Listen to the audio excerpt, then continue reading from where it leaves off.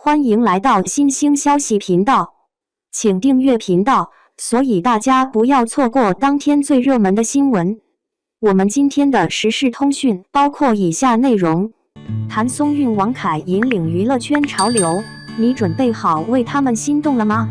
在当今竞争激烈的娱乐圈，明星们不仅需要拥有出色的演技，还需要具备独特的个人魅力和正能量形象。而在这些璀璨的明星之中，谭松韵和王凯无疑是最受欢迎的代表人物之一。他们凭借自己的实力和努力，在娱乐圈占据了一席之地，成为了无数观众心目中的偶像。谭松韵，清新自然的气质女神。谭松韵以其甜美可人的外貌、自然不做作的演技以及阳光向上的形象，成功吸引了众多粉丝。从出道至今，她主演的多部影视剧都取得了不俗的收视率，深受观众喜爱。她在《最好的我们》中的表现令人印象深刻，成功塑造了耿耿这一角色，勾起了无数人对青春的回忆。随后，她在《锦衣之下》以家人之名等热门剧集中继续展现精湛的演技，让观众更加认可她的表演实力。谭松韵的成功并非偶然，她一直以来都以谦逊、低调的态度面对娱乐圈的纷纷扰扰。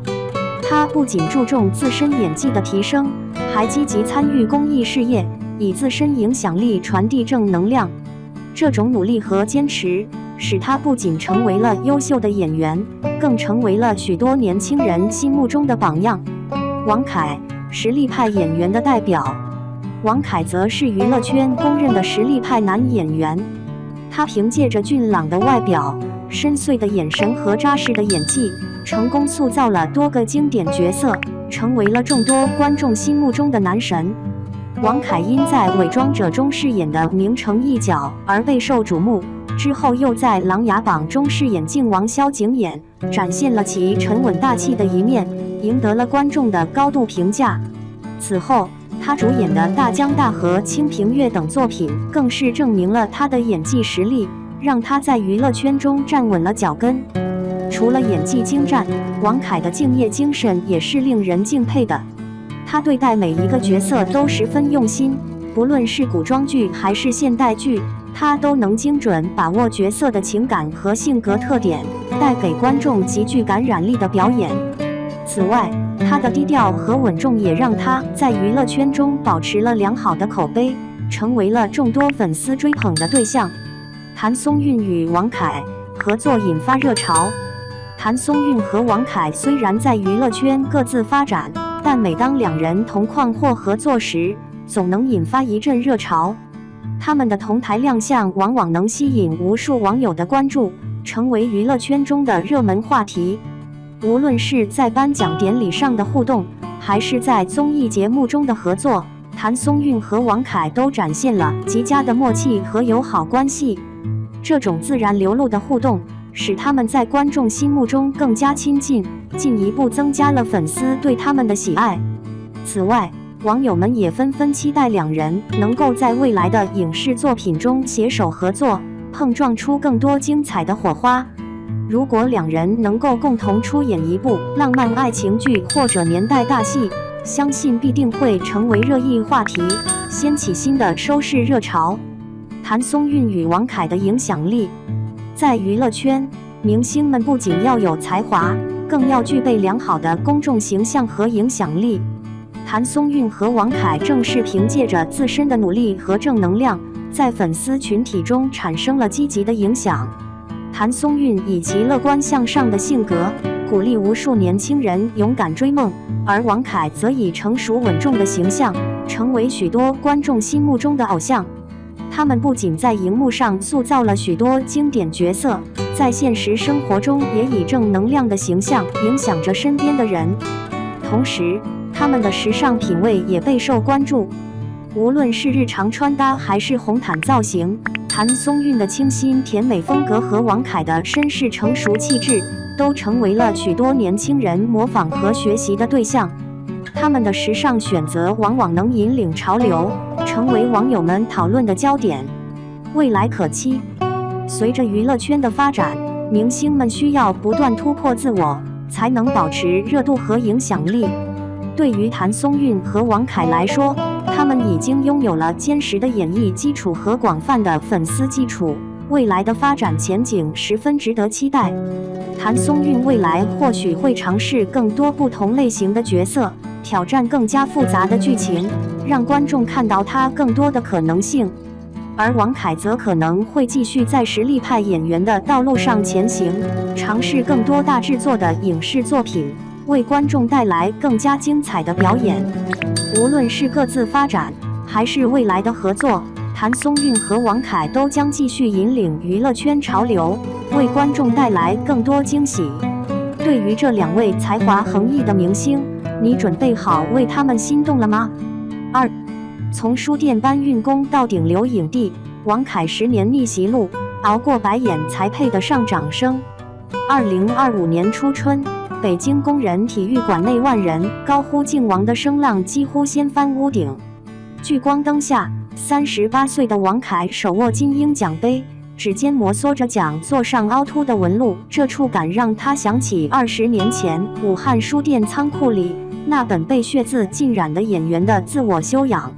当全网热议王凯骨裂拍戏登上热搜榜首时，鲜少人知道这个被资本称为戏疯子的影帝，曾在零下15摄氏度的泥地里装死8小时，只为多赚200块群演费。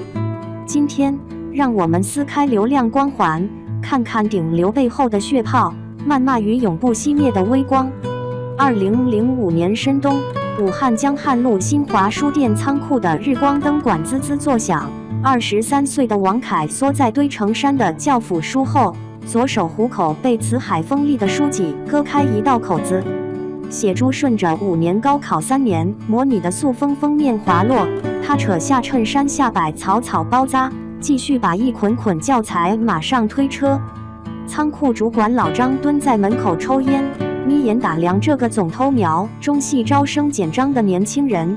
大学生，搬2年书保准治好你的明星梦。那本被他翻烂的简章里夹着从报纸上剪下的姜文专访。王凯在泛黄的简报边缘用圆珠笔写着：北京地下室再冷，冷不过认命的余生。转机来的猝不及防。2006年3月，某方便面广告在汉口江滩取景，群演临时撂挑子。副导演瞥见正卸货的王凯，甩出50元纸币，演个恶急眼的民工。会不？镜头里，王凯捧着泡面桶的手抖得厉害，这不是演技，是通宵搬货后的低血糖发作。导演盯着监视器猛拍大腿，这小子眼里有股不要命的劲。收工后，王凯攥着人生第一笔片酬，在江汉关中楼下站到凌晨，50元换了张站票。他背着塞满泡面袋的蛇皮袋北上，兜里揣着副导演写的字条：中戏培训班3月15日开班，学费8000。北京双桥地下室的霉味渗进骨髓。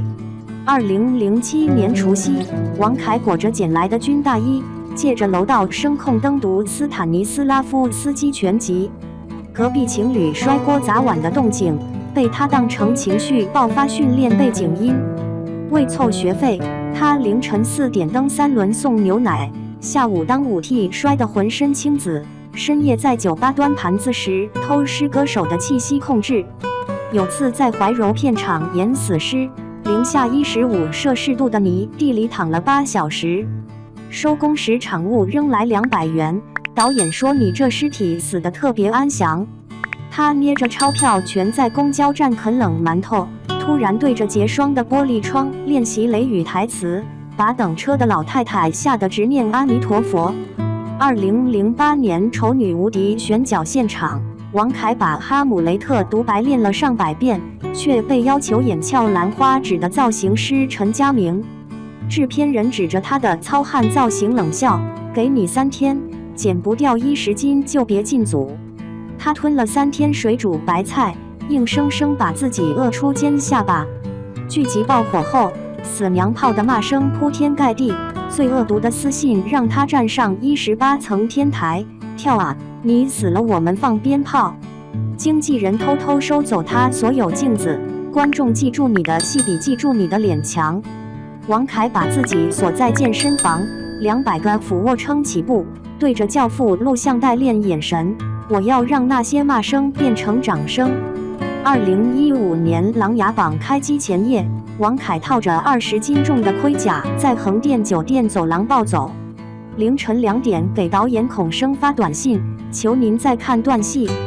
他拔出未愈合的智齿，伤口渗血，却坚持用疼痛保持面部抽搐感。靖王被父皇猜忌时，就该是这种咬牙硬撑的疼。拍夺嫡戏时，铠甲内衬竹片扎进后背，血水把白衣染透大半。道具师要给他垫纱布，被他拦住。伤疤是靖王的军功章。剧集杀青宴上，他醉醺醺举着 X 光片，肋骨骨裂算啥？这才够劲儿。大江大河3开拍前，王凯在南京化工厂蹲点3个月，40摄氏度高温下，他穿着密不透风的防化服，跟工人3班倒。笔记本记满高分子化学公式。有次氯气轻微泄漏，他坚持完成拍摄后才摘下防毒面具呕吐，把剧组吓出一身冷汗。导演李雪看着监视器里的化学反应镜头直拍大腿，他给反应符调压的动作比我们请的技术顾问还专业。拍摄间隙，他拉着清华化工教授视频补课，把对方笑称最较真旁听生。2024年金鹰奖颁奖礼，聚光灯下的王凯摩挲奖杯上的纹路。这个奖属于2005年在仓库偷看演员的修养的我，属于2008年被骂到想跳楼的我。后台走廊，当年发过死亡威胁的黑粉举着灯牌啜泣，他停下脚步，别低头，我早和过去和解了。其实该谢你们，没那些刀子话，我熬不过300次试镜失败。大江大河3播出后，宋运辉卷王话题引爆热搜。观众发现王凯为演好技术攻坚戏，把1978年至1993年的化工学报全部啃完，笔记里甚至手绘了反应塔3维解剖图。最新路透中，他顶着40度高烧在装置区攀爬检查，下来后却兴奋地拽着导演改台词。刚才发现工人操作阀门的手法更科学，剧本细节的调。大江大河3杀青宴上，王凯给每个群演塞了手写感谢卡，其中给扮演化工厂学徒的男孩写道：别怕现在台反应符的戏份枯燥，我23岁时搬的书，10年后变成了靖王的铠甲。当记者追问成功秘诀，他指着手机里珍藏的2008年恶评截图，你看这条让我去死的留言，现在成了提醒真正的演员要活成戳破黑暗的那根刺。此刻窗外春雨淅沥，他起身推开排练室的窗，20年未变的霉味混着月季花香涌进来，像极了他的人生剧本，在绝望处扎根，于尘埃里开花。